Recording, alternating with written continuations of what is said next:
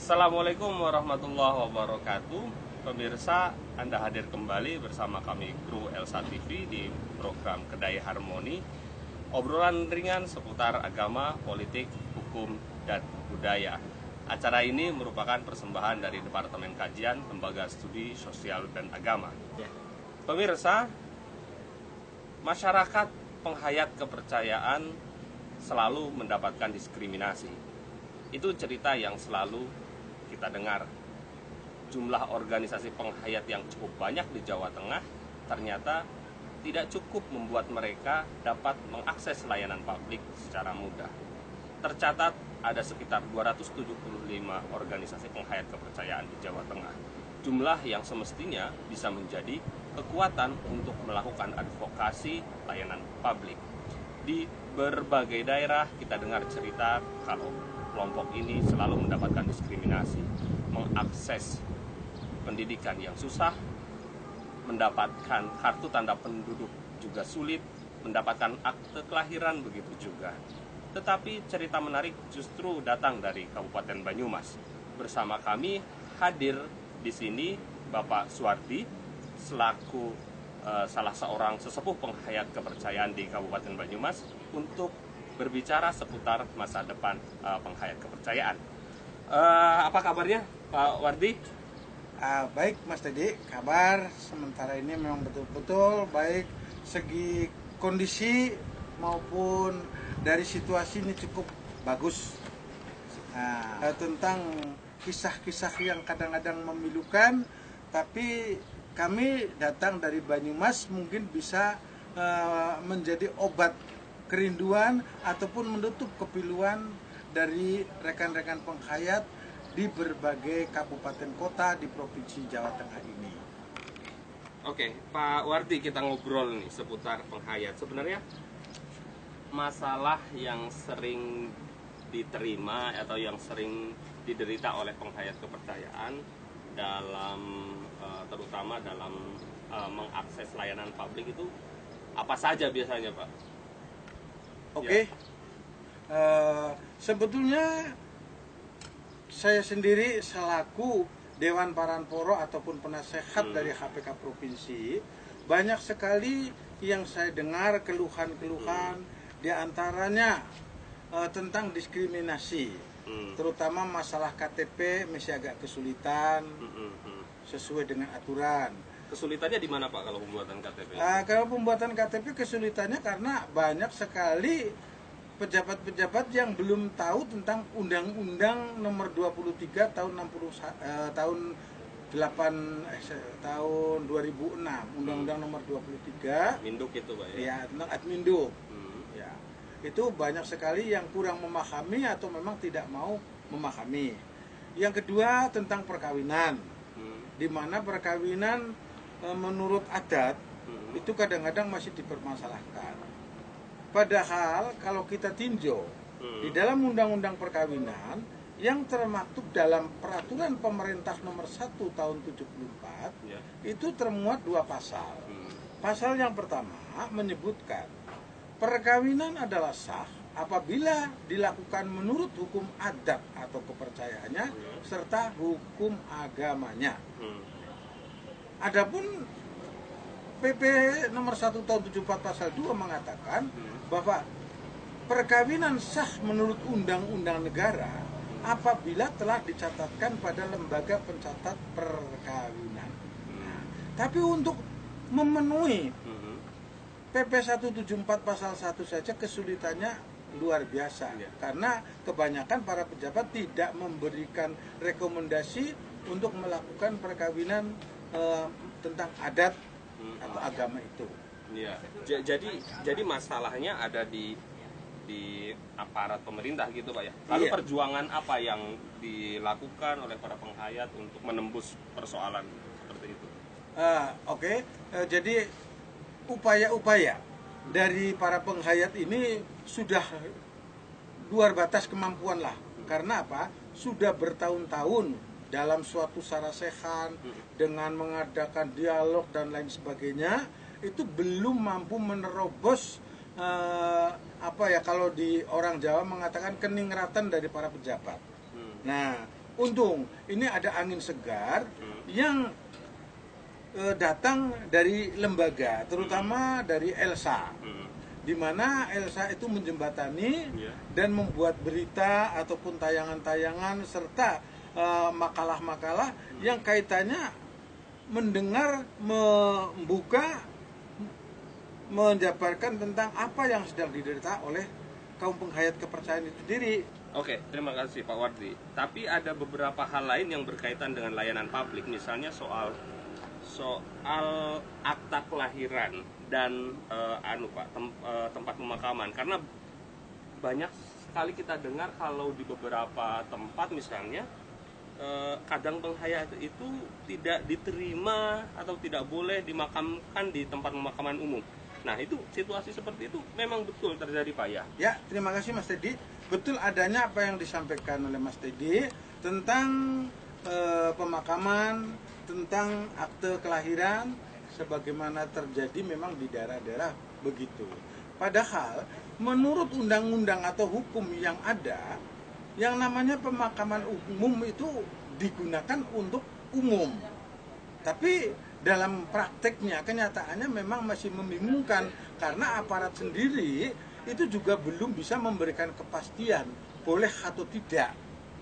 Ini masalah ini menyangkut apa karena adanya kaum minoritas dan mayoritas. Padahal sebetulnya di negara kita itu tidak ada pengenalan sistem mayoritas dan minoritas. Semua adalah sama.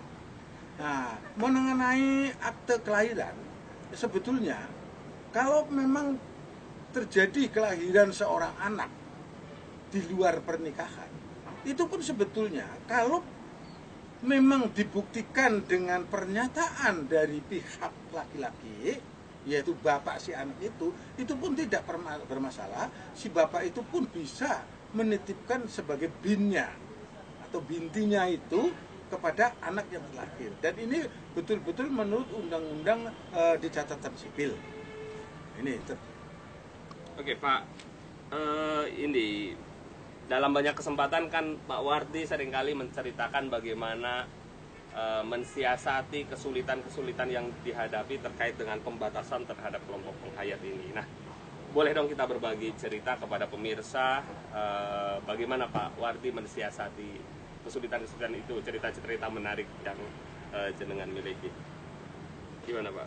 Oke, langsung saja. Ini kebetulan Mas Teddy, walaupun banyak terjadi di hampir semua kabupaten kota yang ada di Jawa Tengah, cuman khusus untuk Kabupaten Banyumas di mana saya berdomisili, ini ceritanya malah justru sangat menarik. Karena apa?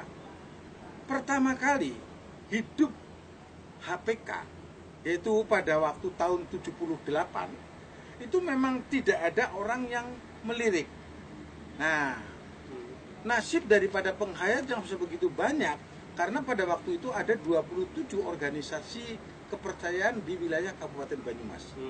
Cuman di dalam berkecimpung di masyarakat itu saja kelihatannya sangat diminoritaskan. Juga tidak mendapatkan respek dari pejabat. Tapi yang namanya saya memang sudah berniat bahwa hidup adalah perjuangan dan pengabdian, saya sedikit demi sedikit, setapak demi setapak, selangkah demi selangkah, saya mengumpulkan para penghayat, menceritakan tentang bagaimana agar kita diakui. Nah, setelah itu saya juga satu demi satu pejabat saya datangi, saya ceritakan dan lain sebagainya, yang akhirnya pada saat ini untuk Kabupaten Banyumas tidak ada permasalahan apapun juga, baik dari KTP, perkawinan, penguburan dan lain sebagainya. Sebagai contoh, pada waktu masalah kartu tanda penduduk itu memang alot, tapi karena memang kealotan itu kami sendiri tidak memvonis bahwa pejabatnya tidak mau ataupun ini, karena pejabatnya mungkin tidak tahu. Sedikit demi sedikit diberikan pengertian, pengetahuan sampai dengan ditunjukkan tentang undang-undang administrasi kependudukan dan mencoba bersinergi, akhirnya kami sendiri selaku Ketua KPK Kabupaten Banyumas juga selaku Ketua Paguyuban dari Tritunggal Bayu, akhirnya berembuk dengan pimpinan daerah yaitu beliau Bapak Bupati, yang akhirnya diberikan tempat serta akomodasinya di pendopo kabupaten. Cerita unik Pak, cerita saat berhadapan di lapangan dan bagaimana mensiasatinya itu. Bercerita di lapangan, ya kami memang terang-terangan saja. Setiap ada permasalahan kami diundang. Nah, kami menghadapi beberapa camat yang berada di Kabupaten Banyumas. Terjadi saling ngotot gitu loh, bahasa Banyumasnya itu ngotot, ndak bisa, pokoknya ndak bisa. Setelah kami dekati, kami tanya apakah ada aturan mainnya. Lah beliau dari pihak kecamatan tidak bisa membuktikan. Lah kami tawarkan apakah betul mau ditolak pembuatan KTP yang mengosongkan kolom agama. Beliaunya tidak mau. Dengan alasan ya rasa-rasanya pernah ada undang-undangnya, hanya karena kurang sosialisasi. Nah kami jawab, bukannya kurang sosialisasi, tapi sudah 3 kali Bapak kami undang tidak pernah datang dan hanya mewakilkan. Adapun yang mewakili Bapak mungkin tidak pernah memberikan laporan, termasuk kami bawain buku-buku panduan. Nah akhirnya dengan penuh persaudaraan, Bapak camat tersebut juga memberikan waktu. Akhirnya dengan kejadian itu sudah tidak ada lagi masalah-masalah. Dari kecamatan satu ke kecamatan lain pun begitu, hampir serupa, tapi hasilnya pun baik. Oke, ini mungkin pertanyaan terakhir Pak Wardi. Iya. Jadi dengar cerita dari Pak Wardi tadi, kira-kira masa depan penghayat sendiri itu seperti apa? Masihkah ada secercah harapan untuk pemenuhan layanan publik dan bagaimana strategi untuk mendapatkan itu semua? Ya, terima kasih Mas Teddy. Sebetulnya betul apa yang ditanyakan oleh Mas Teddy, memang haruslah kita tetap mempunyai harapan ke depan. Yang pertama kali, kita sebagai penghayat pun harus jemput bola. Pandai-pandailah mendekat pada pejabat yang terkait. Yang kedua, yakin karena ini menurut undang-undang sudah dibenarkan, bagaimana cara mensikapi itu. Kita belajar dengan undang-undang tersebut, mendekat dengan secara persaudaraan pada pejabat yang menangani hal tersebut. Di samping itu, ini juga tidak ada salahnya, ataupun memang sangat penting kita punya jembatan seperti adanya LSM. Sebagai contoh dari Elsa, ini yang sudah banyak membantu, kita hubungi sebagai jembatan untuk menuntun atau untuk mempertemukan antara pejabat yang belum tahu tentang undang-undang, belum memahami tentang aturan main, dengan para penghayat yang masih ragu-ragu dalam bertindak ataupun masih agak rikuh pekiwuh pada pejabat tersebut. Nah ini satu-satunya jalan memakai jembatan daripada LSM tersebut. Ya, terima kasih penjelasannya Pak Wardi. Pemirsa, penghayat kepercayaan memang masih belum mendapatkan hak sepenuhnya. Masih ada pembatasan, masih ada diskriminasi. Tetapi itu bukan berarti bahwa masa depan penghayat sudah sangat buram.